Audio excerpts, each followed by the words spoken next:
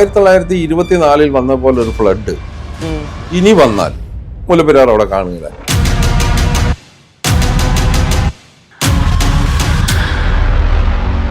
പക്ഷെ കേരളത്തിലെ മനുഷ്യരുടെ ജീവന്റെ വില എന്ന് പറയുന്നത് അല്ല, അതിനെക്കുറിച്ച് കേരളത്തിന് ആശങ്കയില്ല.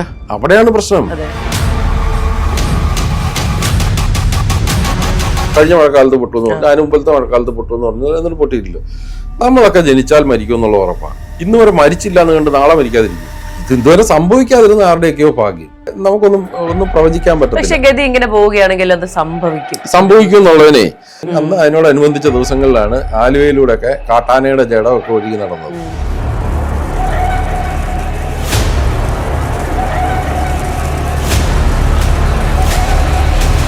അപ്പൊ ഇപ്പൊ കേരളം ആവശ്യപ്പെടുന്നത് പോലെ പുതിയൊരു അണക്കെട്ട് നിർമ്മിക്കാൻ അനുവദിക്കുകയാണെങ്കിൽ ഈ പറഞ്ഞ പ്രശ്നങ്ങൾക്ക് പരിഹാരം ഉണ്ടാവുമോ? തൽക്കാലത്തേക്ക് പരിഹാരം ഉണ്ടാവും. ഒരു 100 വർഷത്തേക്കൊക്കെ ചിലപ്പോൾ ശാന്തമായി നമുക്ക് ഇരിക്കാം. പക്ഷെ അപ്പോഴും 100 വർഷത്തിനപ്പുറം ഇത് വീണ്ടും ഈ അണക്കെട്ടിന് 100 വർഷം പഴക്കമാകില്ല. പുതിയ അണക്കെട്ട് നിർമ്മിച്ചാൽ അന്ന് ഇത് തന്നെയല്ലേ വിഷയം. ഇന്നത്തെ തലമുറ ആ കാലഘട്ടത്തിലെ തലമുറയ്ക്ക് നമ്മളൊരു പണി ഒപ്പിച്ചു കൊടുത്തേച്ച് തൽക്കാലം നമുക്ക് ഉണ്ടായിരിക്കുക എന്നുള്ളത് കഴിഞ്ഞാൽ അതിനകത്ത് എന്തെങ്കിലും ഗുണം ഉണ്ടാകും തോന്നുന്നില്ല. പക്ഷേ അതിനവർ വഴങ്ങുന്നില്ല. തമിഴ്നാട് വഴങ്ങുന്നില്ല. ഇതിന്റെ പ്രധാന കാരണം എന്താണെന്ന് വെച്ച് കഴിഞ്ഞാൽ ഇപ്പൊ ഈ 8000 ഏക്കർ പാട്ടത്തിന് കൊടുത്തിട്ടുണ്ടല്ലോ. ആ ഇത് കേരളത്തിന്റെ ഭൂമിയല്ലേ. കേരളത്തിന്റെ ഭൂമിയിൽ അവർക്ക് റൈറ്റ് ഉള്ളത് 8000 ഏക്കർ പാട്ടഭൂമിയിൽ മാത്രമല്ലേ ഉള്ളൂ. ഇനി ഒരു അണക്കെട്ട് നിർമ്മിക്കുകയാണെങ്കിൽ അതിനു വേണ്ടിയിട്ട് പ്രപ്പോസ് ചെയ്തിരിക്കുന്ന സൈറ്റ് ഈ സെൻട്രൽ വാട്ടർ കമ്മീഷൻ ഞാൻ പറഞ്ഞ 79 പരിശോധനയ്ക്ക് ശേഷം പുതിയൊരു അണക്കെട്ട്, അതിന്റെ ലോങ് ടൈം റെമഡി എന്ന നിലയ്ക്ക് ഒരു പുതിയ അണക്കെട്ടാണ് നിർദ്ദേശിച്ചിരിക്കുന്നത്.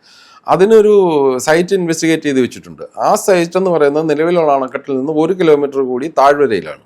അപ്പൊ ആ സ്പോട്ട് ഈ കരാറിൽ ഉൾപ്പെടുന്നില്ല. 8000 ഏക്കർ പാട്ടഭൂമിയിൽ വരുന്നില്ല. അപ്പൊ അവിടെ ഒരു അണക്കെട്ട് ഉണ്ടാക്കി കഴിഞ്ഞാൽ സ്വാഭാവികമായും അതിന്റെ നിയന്ത്രണം കേരള ഗവൺമെന്റിനായിരിക്കും. അത്തരത്തിലൊരു നിയന്ത്രണത്തിൽ പുതിയ അണക്കെട്ടുണ്ടായാൽ ഇവർക്ക് വെള്ളം കിട്ടുകയില്ല എന്നുള്ള ഒരു ഭയമാണ് തമിഴ്നാട് ഈ പുതിയ അണക്കെട്ടിനെ എതിർക്കുന്നതിന്റെ കാരണം. പക്ഷെ കേരളത്തിലെ മനുഷ്യരുടെ ജീവന്റെ വില എന്ന് പറയുന്നത് അല്ല, അതിനെക്കുറിച്ച് കേരളത്തിന് ആശങ്കയില്ല. അവിടെയാണ് പ്രശ്നം. തമിഴ്നാടിനെ സംബന്ധിച്ചിടത്തോളം ഞാൻ പറഞ്ഞില്ല, അവർക്ക് ഈ അണക്കെട്ട് തകർന്നു പോയാൽ അവർക്ക് പിടിച്ചു നിൽക്കാനുള്ള ജലസമ്പത്ത് ഇപ്പോൾ ഉണ്ട്. അവര് പണ്ട് കാലത്തേതിനെ അപേക്ഷിച്ച് അവിടെ മൺസൂൺ കിട്ടുന്നുണ്ട്. ഗ്രൗണ്ട് വാട്ടർ ലെവല് പഴയതിനേക്കാളൊക്കെ റീചാർജ് ചെയ്യപ്പെട്ടിട്ടുണ്ട്. അതൊക്കെ ഈ വെള്ളമൊക്കെ ഉപയോഗിച്ച് അവരത് വളരെ ബുദ്ധിപരമായിട്ട് തന്ത്രപരമായിട്ട് ചെയ്തിട്ടുണ്ട്. അപ്പൊ പണ്ട് നമ്മൾ പറഞ്ഞോണ്ടിരുന്നത് എങ്ങനെയാന്ന് വെച്ച് കഴിഞ്ഞാൽ ഈ അണക്കെട്ട് തകർന്നു പോയി കഴിഞ്ഞാൽ 5 ജില്ല വെള്ളത്തിൽ മുങ്ങിച്ചാവും, 5 ജില്ല വരണ്ടുണങ്ങി തീരുമെന്ന്. അപ്പുറത്തെ 5 ജില്ല അങ്ങനെയൊന്നുമില്ല, അവര് നിലനിൽക്കും. ഒരു സംശയം വേണ്ട, ഈ ഡാമിന്റെ ഫേസ് തമിഴ്നാട്ടിലേക്കായിരുന്നുവെങ്കിൽ ഇതിനു മുൻപേ ഈ പ്രശ്നം പരിഹരിക്കുമായിരുന്നു.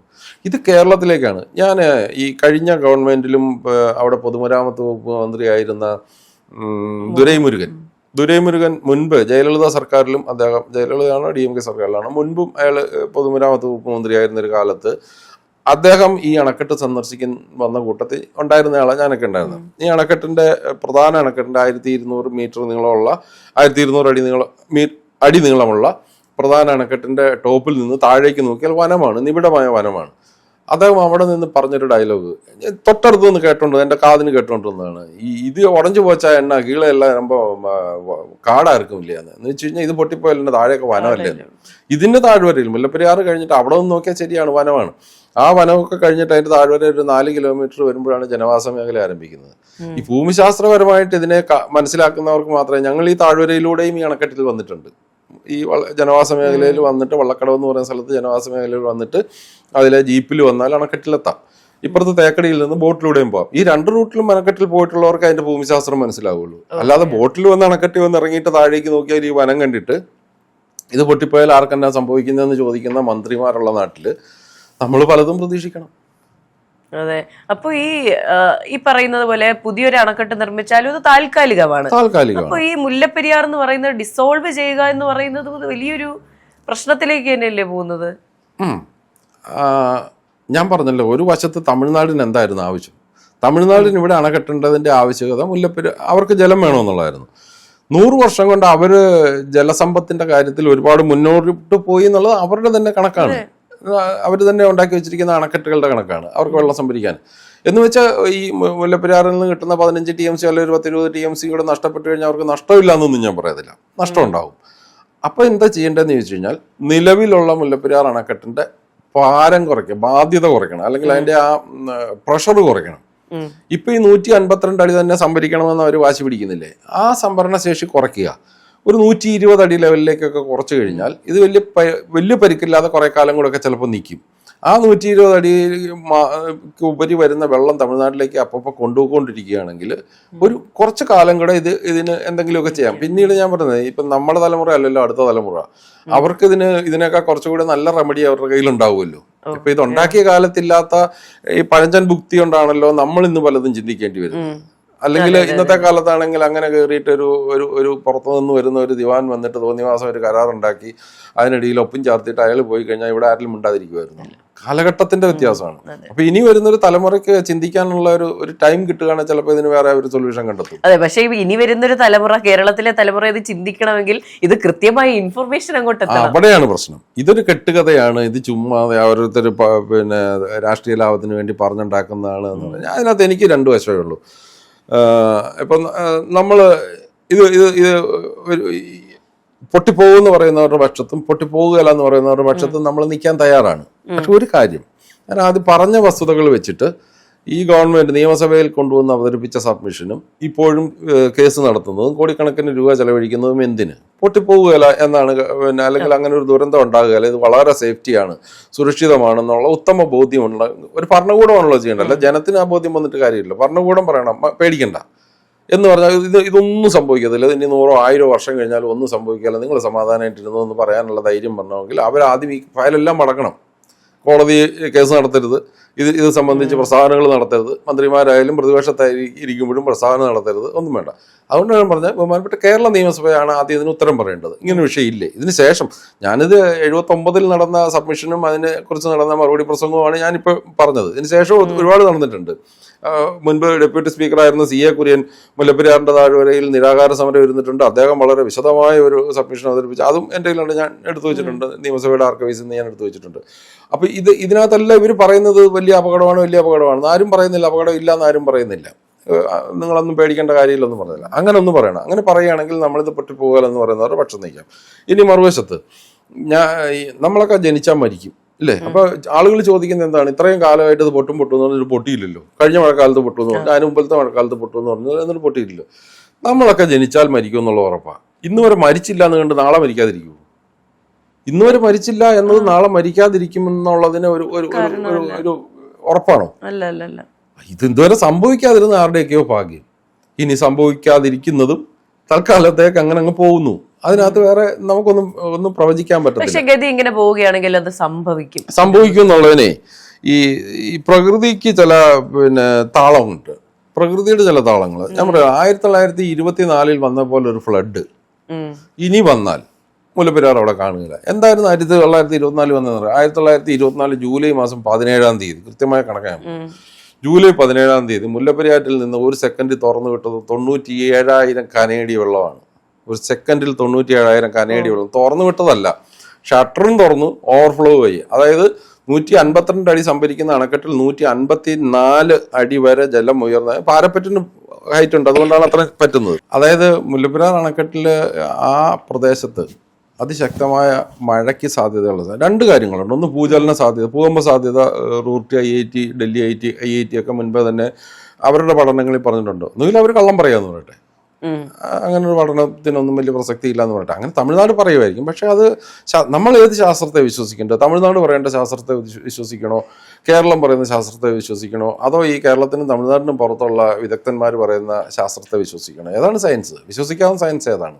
ഇപ്പം എന്തായാലും റൂർക്കിയിലെയും ഡൽഹിയിലെയും IIT-യിലെ സയന്റിസ്റ്റുകൾ വന്നിട്ട് ഇവിടുത്തെ ഭൂചലന ഭൂകമ്പ സാധ്യതാ പ്രദേശമാണെന്നും കമ്പം പ്ലേറ്റോ അങ്ങനെയൊക്കെയുള്ള പ്രശ്നങ്ങൾ പറഞ്ഞിട്ടുണ്ട്.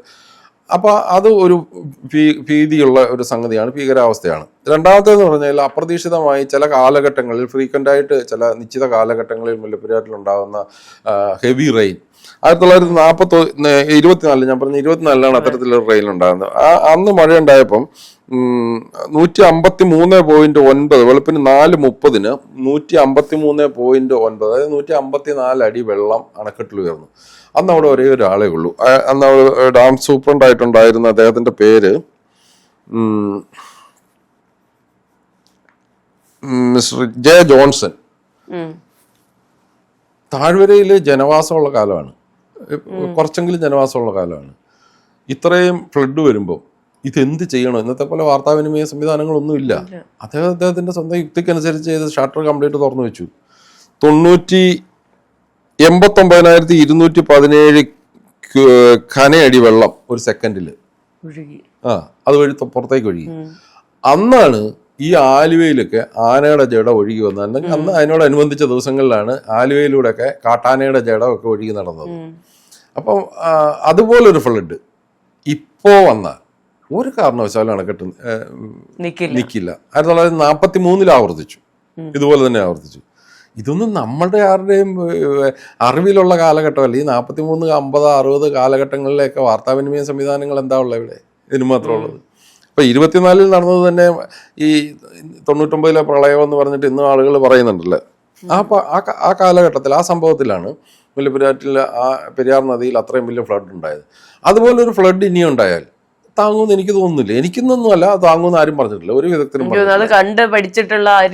അംഗീകരിക്കുകയല്ല. ഇത്രയും പഴകിയ ഒരണക്കെട്ട്. ഒന്നാമത് ഈ ആദ്യത്തെ സുർക്കിയുടെ ഒക്കെ മുഴുവൻ അവശിഷ്ടവും തീർന്നു കഴിഞ്ഞിരിക്കുന്നു. ഇഞ്ചക്ട് ചെയ്ത സിമെന്റും അതിനുശേഷം ഉണ്ടാക്കിയിരിക്കുന്ന അഡീഷണൽ നിർമ്മിതിയുണ്ട്. കോൺക്രീറ്റ് ബാക്കിങ്, കോൺക്രീറ്റ് ഗ്യാപ്പിങ്, പിന്നെ ആങ്കറിങ്, കേബിൾ ആങ്കറിങ് എന്നൊക്കെ പറഞ്ഞിട്ട് 2-3 നിർമ്മിതികളുണ്ട്.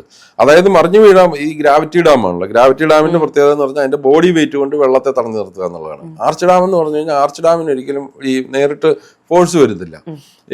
അത് 2 മലകളിലായിരിക്കും അതിന്റെ ഫോഴ്സ് വരിക. അപ്പോൾ ആ ഇതിനെ ബന്ധിച്ച് നിർത്തും. ഗ്രാവിറ്റി ഡാം എന്ന് പറഞ്ഞു കഴിഞ്ഞാൽ അതിന്റെ ശരീരം കൊണ്ട് മസിൽ പിടിച്ചു വേണം ഈ സാധനം നിലനിർത്താൻ. അപ്പോൾ ആ ബോഡിക്ക് വെയിറ്റ് കുറഞ്ഞത് കൊണ്ടാണ് ഈ 1928 ചോർച്ചയിലും, ഈ ചോർച്ച എന്ന് പറയുന്നത് എന്താണ്, സുർക്കി ഒലിച്ചു പോവുക എന്നുള്ളതാണ്, ഒലിച്ചു പോയി ഗ്യാപ്പ് ഉണ്ടാകുകയാണ്. അതുകൊണ്ടാണല്ലോ അന്ന് 45 ടൺ സിമെന്റും പിന്നീട് 65 1666 ചാക്ക് സിമെന്റും എന്തുമാത്രമുണ്ട്, ഒരു 500 ടണ്ണോ കണ്ട് എടുത്തു അല്ലേ. അപ്പൊ അത്രയും സിമെന്റ് ഉപയോഗിച്ചിട്ടാണ് അത് ഗ്രൗട്ട് ചെയ്തത്. ആ 2 നിർമ്മിതികൾ അത്രയും ദുർബലമായതുകൊണ്ടാണ് 79 ഇതിന് പുതിയ സപ്പോർട്ട് ചെയ്യേണ്ടി വന്നത്. 79 എന്താണ്, ഒരു പുതിയ കോൺക്രീറ്റ് ഡാം ബാക്കിൽ നിന്ന് ചാരിക്കൊടുത്തു. കാരണം അങ്ങോട്ട് പുറത്തേക്ക് മറിയാതിരിക്കാനായിട്ട് പുറകിൽ നിന്ന് ഒരു സ്ലോപ്പ് ഇതിലുള്ള ഒരു ഡാം. ഈ 2 പഴയ ഡാമിനെയും പുതിയ ഡാമിനെയും ബന്ധിപ്പിച്ചുകൊണ്ട് കോൺക്രീറ്റ് ഗ്യാപ്പിംഗ് എന്ന് പറഞ്ഞൊരു സിസ്റ്റം ചെയ്തു. എന്നിട്ട് ഇതിനെ ഒരു തരം നമ്മൾ ഈ ആണി അടിച്ചു നിർത്തുന്നത് പോലെ ഇതിന്റെ എൻ്റെ ലെങ്തില് 90-92 സ്ഥലങ്ങളിൽ ഡ്രില്ല് ചെയ്തിട്ട് ഒരു തെങ്ങിന്റെ വലിപ്പത്തിൽ ഡ്രില്ല് ചെയ്ത് താഴെ ഫൗണ്ടേഷനിൽ കൊണ്ടുപോയിട്ട് അവിടെ കമ്പി 8 mm സ്റ്റീൽ റാഡ് ഉറപ്പിച്ചിട്ട് അത് 35 ടണ്ണോ മറ്റോ പവറിൽ വലിച്ചു നിർത്തി അതിനകത്ത് കോൺക്രീറ്റ് ഫില്ല് ചെയ്ത് തൂണുകൾ സൃഷ്ടിച്ചു, അഡീഷണൽ പില്ലറുകൾ ഉണ്ടാക്കി. അതാണ് ഇതിനകത്ത്, അത് പുറമേ കാണാവുന്നതല്ല, ഈ ഡാമിനകത്ത്. അപ്പൊ ഇത്രയാണ് ഈ ഡാം ബലപ്പെടുത്താൻ ചെയ്തിരിക്കുന്നത്. ഇങ്ങനെ പലതരം നിർമ്മിതികൾ ചേർന്നിട്ടുള്ള ഒരു ഗ്രാവിറ്റി ഫോഴ്സ് ഈ ഒരേ സമയം ഒരുമിച്ച് ആക്ട് ചെയ്യലെന്നാണ് എഞ്ചിനീയർമാർ പറഞ്ഞിട്ടുള്ളത്. അതായത് നമ്മൾ 4 പേര് കൂടി ഒരു വസ്തു, ഒരു ഭാരം ഉയർത്തുകയാണെങ്കിൽ 4 പേര് ഒരുമിച്ച് ഉയർത്തിയാലേ അത് ഒരുപോലെ വരും. അല്ലെങ്കിൽ ആരെങ്കിലും ഒരാൾ ലൂസായിക്കിട്ടുണ്ടെങ്കിൽ അതിൻ്റെതായ വ്യത്യാസം വരികയല്ലേ. എന്ന് പറഞ്ഞാൽ ഇതിന്റെ ഗ്രാവിറ്റി ഫോഴ്സിനെ ഈ 3 നിർമ്മിതികൾ, വേറെ നിൽക്കുന്ന 3 നിർമ്മിതികൾ ഒരുമിച്ച് ആക്ട് ചെയ്യല എന്ന് ഇതിനു മുൻപ് പല വിദഗ്ധ എഞ്ചിനീയർമാരും ഇവിടെ സന്ദർശിച്ചിട്ട് പറഞ്ഞത് നേരിട്ട് കേൾക്കാൻ റിപ്പോർട്ട് ചെയ്യുകയും ചെയ്തിട്ടുണ്ട്.